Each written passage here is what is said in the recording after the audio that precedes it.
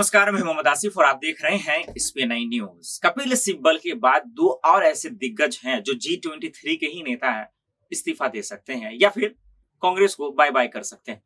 अब आप यही सोच रहे होंगे कि ऐसा मैं क्यों कह रहा हूं। ऐसा मैं इसलिए कह रहा हूं क्योंकि राज्यसभा के चुनाव होने हैं और इसको लेकर खूब जद्दोजहद हो रहा है कांग्रेस में।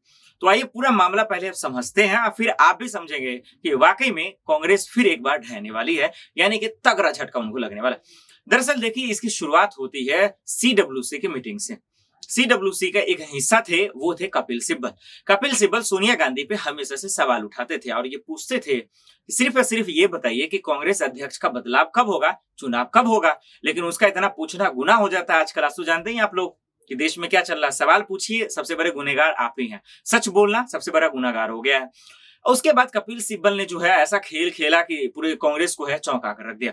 राज्यसभा सीट के लिए जो है वो समाजवादी पार्टी का रुख कर लिया उन्होंने और राज्यसभा का सीट उन्हें जो है दे दिया गया। उसके बाद से जो है 16 मई को वो इस्तीफा देते हैं, कांग्रेस से पता चलता है 25 मई को। और उसके बाद से राज्यसभा सीट को लेकर कांग्रेस में जो है ना बवाल मचला हुआ नजर आता है। कभी कहा जा रहा था कि प्रियंका को दिया जाएगा, फिर उसके बाद से रणदीप सुरजेवाला पे आ जाता, पवन खेरा रोने लगते हैं और फिर उसके बाद से अब माना जा रहा है कि G23 के जो तमाम नेता हैं, यहीं से खेल शुरू होती है।